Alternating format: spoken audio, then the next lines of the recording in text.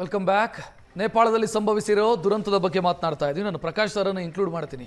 Prakash sir, ಇದು ಅತಿಯಾದ ಅಭಿವೃದ್ಧಿ ಅಥವಾ ವಿವೇಚನೆಯನ್ನ ಮರೆತಿರುವಂತ ಅಭಿವೃದ್ಧಿಯ ಪರಿಣಾಮ ಆಗ್ತಾ ಇರೋದು? ಹೌದು. ಉತ್ತರಾಖಂಡಲ್ಲೂ ಸಿಮಿಲಿಯರ್ ಇನ್ಸಿಡೆಂಟ್ ಆಗಿತ್ತು ನಮಗೆ ಕೆಲವು ವರ್ಷಗಳ ಹಿಂದೆ. ಹೌದು, ಅಲ್ಲಿ ನೋಡಿ ಚಾತುರ್ಧಾಮ ಜೋಶಿಮಠ ಸುತ್ತಮುತ್ತ ಏನು ರೋಡ್ಗಳು ವೈಡನ್ ಮಾಡ್ತಿದ್ದಾರೆ, ಪ್ರಾಜೆಕ್ಟ್ಗಳು ನಡೀತಾ ಇವೆ, ಬಿಲ್ಡಿಂಗ್ಸ್ ಮೋಟಲ್ಸ್ ಕಟ್ತಾ ಇದ್ದಾರೆ, ಇವೆಲ್ಲವೂ ಕೂಡ ಅಲ್ಲಿನ ಸ್ಲೋಪ್ಸ್ ಡಿಸ್ಟರ್ಬ್ ಮಾಡ್ತಾರೆ. ಟೆರೈನ್ ಡಿಸ್ಟರ್ಬ್ ಮಾಡಿದಾಗ ಈ ರೀತಿಯ ಹೆಚ್ಚಿನ ಮಳೆ ಬಂದಾಗ ಅದೆಲ್ಲವೂ ಕೊಚ್ಕೊಂಡು ಬಂದುಬಿಡುತ್ತೆ.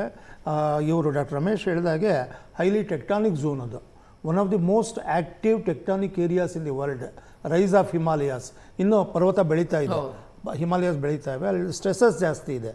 ಆ ಸ್ಟ್ರೆಸಸ್ಸಿಂದ ರಾಕ್ಸ್ ಎಲ್ಲ ಡಿಫಾರ್ಮೇಷನ್ ಆಗಿ ಪಲ್ವರೈಸ್ ಆಗಿದೆ, ಅಂದರೆ ಅಕ್ಕಿ ಹಿಟ್ಟಿನ ಥರ ನುಣ್ಣಗಾಗ್ಬಿಟ್ಟಿದೆ, ಪುಡಿ ಪುಡಿ ಆಗಿದೆ. ಇಲ್ಲಿ ಬೆಂಗಳೂರು ಥರ ಗಟ್ಟಿ ಬಂಡೆಗಳಿಲ್ಲ, ಒಂದು ಕಾಲಕ್ಕೆ ಗಟ್ಟಿ ಬಂಡೆಗಳಾಗಿದ್ದು, ಬಟ್ ಟೆಕ್ಟಾನಿಸಮಿಂದ ಪುಡಿ ಆಗಿದೆ. ಈ ರೀತಿಯ ಮಳೆ ಬಂದಾಗ ಅದೆಲ್ಲ ಮಿಕ್ಸ್ ಆಗಿ ಕೆಳಗಡೆ ಬಂದುಬಿಡುತ್ತೆ. ಅದು ಒಂದು ಕಾರಣ.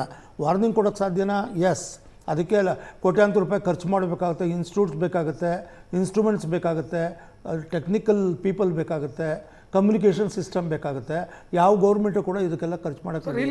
ನಿನ್ನೆ ಒಂದು ಚರ್ಚೆ ಆಗ್ತಾ ಇತ್ತು, ಕ್ರಾಸ್ ಬಾರ್ಡರ್ ಇನ್ಫಾರ್ಮೇಶನ್ ಶೇರಿಂಗ್ ಆಗಬೇಕಿತ್ತು, ಚೈನಾ ಅದನ್ನು ಮಾಡಲಿಲ್ಲ ಅಂತ ಸಾಧ್ಯತೆ ಇದೆಯಾ? ಅಲ್ಲ, ನೀವು ಅದಕ್ಕೆ ಕಾರ್ಡಿಯಲ್ ರಿಲೇಷನ್ಸ್ ಇದ್ದಾಗ ದಟ್ ಈಸ್ ಪಾಸಿಬಲ್. ನಾನು ಕೂಡ ಬೀಜಿಂಗ್ ಒಂದ್ಸರಿ ಹೋಗಿದ್ದೆ, ಕೆಲವು ಟೆಕ್ನಿಕಲ್ ವಿಷಯಗಳಲ್ಲಿ ಕೋಆಪ್ರೇಟ್ ಮಾಡೋದಕ್ಕೆ ಅವ್ರು ಕೇಳ್ಕೊಂಡ್ರು. ನಾನೇ ಒಪ್ಪಲಿಲ್ಲ ಪರ್ಟಿಕ್ಯುಲರ್ ಆಗಿ. ಯಾತಕ್ಕೆ ಅಂದರೆ ಅವರು ಟೆಕ್ನಿಕಲ್ ಕೋಆಪ್ರೇಷನ್ ವಿಷಯದಲ್ಲಿ ಸೆನ್ಸಿಟಿವ್ ಹಿಮಾಲಯನ್ ಝೋನ್ಸಿಗೆ ಬಂದು ಸ್ಪೈಯಿಂಗೋಸ್ಕರ ಬರ್ತಾರೆ.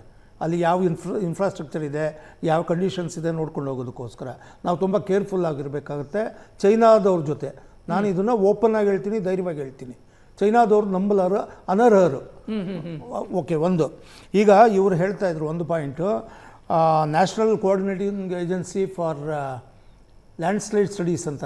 ನಾನು ಮಿನಿಸ್ಟ್ರಿನಲ್ಲಿದ್ದಾಗ 50 crores ಸ್ಯಾಂಕ್ಷನ್ ಮಾಡಿದ್ದು, ಸಪ್ರೇಟ್ ಇನ್ಸ್ಟಿಟ್ಯೂಟ್ ಸ್ಟಾರ್ಟ್ ಮಾಡಿದ್ದೀವಿ. ಯಾವುದಕ್ಕೆ? ಲ್ಯಾಂಡ್ಸ್ಲೈಡ್ ಸ್ಟಡೀಸ್ಗೆ.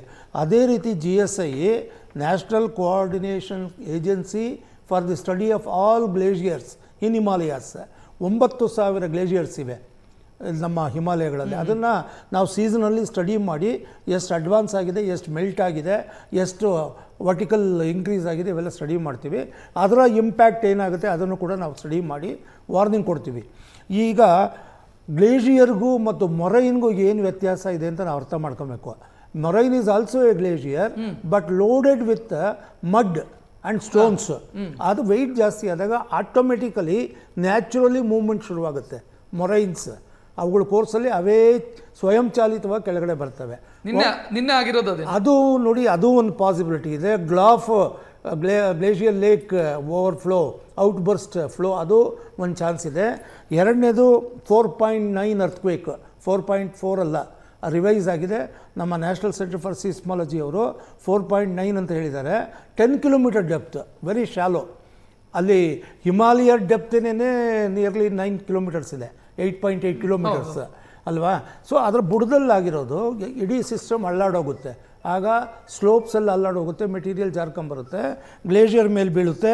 ಅದು ಈ ರೀತಿಯ ದುರಂತಕ್ಕೆ ಕಾರಣ ಆಗುತ್ತೆ. 2022ರಲ್ಲಿ ಜೋಶಿಮಠದ ಹತ್ರ ಒಂದು ಟನಲ್ ಕನ್ಸ್ಟ್ರಕ್ಷನ್ನ ಅದರ ಅಪ್ಪರ್ ರೀಚಸ್ನಲ್ಲಿ 4.4 ಅರ್ಥಕ್ವೇಕ್ ಆಗಿತ್ತು. ಧವಳಗಿರಿ ರೇಂಜಸ್ನಲ್ಲಿ ಆ ಅಲ್ಲಾಡಿದ್ದಕ್ಕೆ ಮೆಟೀರಿಯಲ್ ಎಲ್ಲ ಬಂದು ಸಿಮಿಲರ್. ಇದು ಸಿಲ್ಕಿಯಾರ ಟನಲ್ ಒಳಗಡೆ 200 ಜನ ಹೊರಟೋಗಿದ್ರು ಆಗ. ಸೊ ಆ ಥರ ಇದು ಕೂಡ ಅದೇ ರೀತಿ ಆಗೋ ಚಾನ್ಸ್ ಇದೆ. ಇಲ್ಲಿ ನಾನು ಏನು ಹೇಳೋದಕ್ಕೆ ಇಷ್ಟಪಡ್ತೀನಿ ಅಂದರೆ, ನಮ್ಮ ನೀತಿ ಆಯೋಗ ಅಂತ ಇದೆ, ಆಲ್ ಮೇಜರ್ ಪ್ರಾಜೆಕ್ಟ್ಸ್ ಅಪ್ರೂವಲ್ ಅವರೇ ಕೊಡೋದು ಫಾರ್ ಆಲ್ ಸ್ಟೇಟ್ಸ್. ನೇಪಾಳ ನಮ್ಮ ಸ್ಟೇಟ್ ಅಲ್ಲದಿದ್ರು ಕೂಡ ನಮ್ಮ ಸ್ಟೇಟ್ ಇದ್ದಂಗೆ. ಆಲ್ದೋ ಇಟ್ ಇಸ್ ನೇಪಾಳದಲ್ಲಾಗಿದ್ದು ನಮ್ಮಲ್ಲೂ ಆಗಬಾರ್ದು. ಅದು it is Bhutan and Nepal are independent but dependent on India. So ಎಲ್ಲ ಸ್ಟೇಟ್ಸ್ಗೂ ಕೂಡ ಯಾವುದೇ ಪ್ರಾಜೆಕ್ಟ್ ಅಪ್ರೂವಲ್ ಕೊಡೋದಕ್ಕೆ ಮುಂಚೆ ಆಲೋಚನೆ ಮಾಡಬೇಕು. ಜಿಯಾಲಜಿಕಲ್ ಕಂಡೀಷನ್ಸ್ ಏನಿದೆ, ಇಂಪ್ಲಿಕೇಶನ್ಸ್ ಏನಿದೆ, ಅದು ಅರ್ಥ ಮಾಡಿಕೊಂಡು ಅಪ್ರೂವಲ್ ಕೊಡಬೇಕು. ಇಲ್ಲದ್ರೆ ನಿಲ್ಲಿಸ್ಬಿಡಿ, ಬೇಕಿಲ್ಲ, ಯಾವ ಪ್ರಾಜೆಕ್ಟು ಬೇಕಿಲ್ಲ. ಏನು ಗೊತ್ತಾ, ಯಾವುದೋ ಒಂದು ಸ್ಟೇಟ್ನ ಎಕನಾಮಿ ಇಂಪ್ರೂವ್ ಮಾಡೋದಕ್ಕೆ ಹೈಡಲ್ ಪ್ರಾಜೆಕ್ಟ್ ಮಾಡಿ ಲಾಟ್ ಆಫ್ ವಾಟರ್ ಪ್ರಾಬ್ಲಮ್ ಆಗುತ್ತೆ. ಹೇಳ್ತೀನಿ, ನಾವು ಪ್ರಾಜೆಕ್ಟ್ನ ವಿಚಾರದಲ್ಲಿ ಪ್ರಕೃತಿಯನ್ನ ನೋಡ್ಕೊಂಡು ಮಾಡೋಣ ಅಂತ ಹೋದ್ರೆ ಅಗ್ರೆಸಿವ್ ಆಗಿ ಚೈನಾ ಮಾಡ್ತಿದೆ. ಅಲ್ಲಿ ಬ್ಲಾಸ್ಟ್ ಆದ್ರು, ಟಿಬೆಟ್ ಅಲ್ಲಿ ಬ್ಲಾಸ್ಟ್ ಆದ್ರು, ಟಿಬೆಟ್ ಅಲ್ಲಿ ಸಮಸ್ಯೆ ಆದ್ರು, ಹೊಡೆತ ತಿನ್ನೋದು ನೇಪಾಳನೇ. ಅದನ್ನ ನೀವು UN ನಲ್ಲಿ ರೈಸ್ ಮಾಡಿ, ಇದನ್ನು ಸ್ಟಾಪ್ ಮಾಡೋದಕ್ಕೆ ಇಂಟರ್ನ್ಯಾಷನಲ್ ಫೋರಮ್ನಲ್ಲಿ ರೈಸ್ ಮಾಡಿ. ಇಲ್ಲೇನು ಹೇಳ್ತೀನಿ ನೋಡಿ, ಇಂಪಾರ್ಟೆಂಟು, ಎಲ್ಲ ಸ್ಟೇಟ್, ಹಿಮಾಲಯನ್ ಸ್ಟೇಟ್ಸವರು ಎಕನಾಮಿ ಇಂಪ್ರೂವ್ ಮಾಡೋದಕ್ಕೆ ಹೈಡಲ್ ಪ್ರಾಜೆಕ್ಟ್ಸ್ ಮಾಡಿ, ಎಲೆಕ್ಟ್ರಿಸಿಟಿ ಪ್ರೊಡ್ಯೂಸ್ ಮಾಡಿ, ಅದನ್ನು ನ್ಯಾಷನಲ್ ಗ್ರಿಡ್ಡಿಗೆ ಮಾರಿ ದುಡ್ಡು ಮಾಡೋದಕ್ಕೆ ಅವ್ರು ಟ್ರೈ ಮಾಡ್ತಿದ್ದಾರೆ. No doubt water is an asset for Himalayan states. But ಈ ರೀತಿ ಮಳೆ ಬಂದಾಗ, ಪ್ರವಾಹ ಬಂದಾಗ ಎಲ್ಲ ಕೊಚ್ಕೊಂಡು ಹೋಗುತ್ತಲ್ಲ, ಅದನ್ನು ನಾವು ಆಲೋಚನೆ ಮಾಡಬೇಕಾಗುತ್ತೆ. ಸರ್, ಇದು ಪ್ರಕೃತಿ ನಮಗೆ ಕಲಿಸ್ತಾ ಇರೋ ಪಾಠನ ಅಥವಾ ಅಲರಾಮ ಕೊಡ್ತಾ ಇರುವಂತ ಒಂದು ನಿಮಿಷ ನಾನು ಕ್ಲೋಸ್ ಮಾಡೋಕ್ಕೆ ಮುಂಚೆ ಹೇಳ್ಬಿಡ್ತೀನಿ. ಈಗ 4.9 ಆಗಿದೆ, but not the end of the story. That is not the end of the story. ಹಿಮಾಲಯದಲ್ಲಿ ಸ್ಟ್ರೆಸಸ್ ಬಿಲ್ಡಪ್ ಆಗಿದೆ. +8 ಅರ್ಥ್ಕ್ವೇಕ್ ಎನಿ ಟೈಮ್ ಆಗ್ಬೋದು ಅಂತ ನಾವು 3 ವರ್ಷದಿಂದ ನಿರೀಕ್ಷೆ ಮಾಡ್ತಾ ಇದ್ದೀವಿ. ಈಗ +4, ನಾಳೆ +5 ಆಗ್ಬೋದು, +6 ಆಗ್ಬೋದು, +7 ಆಗ್ಬೋದು. ಪರಿಸ್ಥಿತಿ ಏನು ಸರ್? ಇದಕ್ಕಿಂತ ಘೋರ ಆಗುತ್ತೆ. ನಾವು ಅದನ್ನೇ ಹೇಳೋದು ಸರ್. ನಾನು ಅಲರಾಮಿಂಗ್ ಇದು ಅಥವಾ ಪಾಠನ ಅಂತ ಕೇಳಿದೆ. ನನಗೆ ಒಂದು ಕನ್ನಡದ್ದು ಒಂದು ಪ್ರಾವರ್ಬ್ ಜ್ಞಾಪಕ ಬರ್ತಾ ಇದೆ. ದುರ್ಭಿಕ್ಷದಲ್ಲಿ ಅಧಿಕ ಮಾಸ ಅಂತ ಹೇಳ್ತಾರೆ. So it's a double jeopardy situation. ಒಂದು ದುರ್ಗಮ ಪ್ರದೇಶ, ಇನ್ನೊಂದು tectonically active zone. Himalaya, entire Himalaya is highest seismically active zone.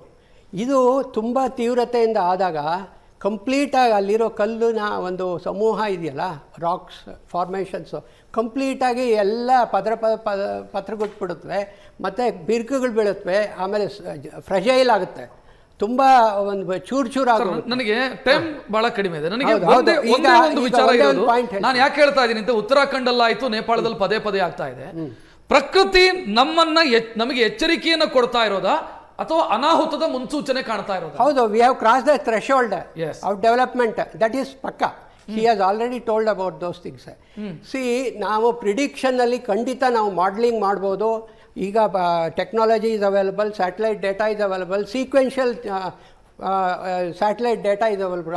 Almost ಈಗ ಒಂದು 50 yearsಯಿಂದ we are getting sequential. Almost every 3 days, every 6 days we are getting. So we can monitor all these glacial lakes. So ಇದು high time ಇದು. It is high time. We should map it seriously.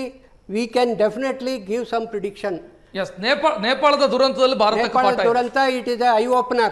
Yes, it should be eye opener for all the future projects in that. Yes, Ramesh sir, thank you. Prakash sir, ತಮಗೂ ಕೂಡ ಧನ್ಯವಾದವನ್ನು ಹೇಳ್ತಾ ಕಾರ್ಯಕ್ರಮ ಮುಕ್ತಾಯಗೊಳಿಸುವಂತ ಸಮಯ ಇದು. ಇವತ್ತಿನ trending ಎಟ್ 10 ನೇರ ದಿಟ್ಟ ನಿರಂತರ ಸುದ್ದಿಗಾಗಿ ನೋಡ್ತಾ ಇರಿ ಏಷ್ಯಾನೆಟ್ ಸುವರ್ಣ ನ್ಯೂಸ್.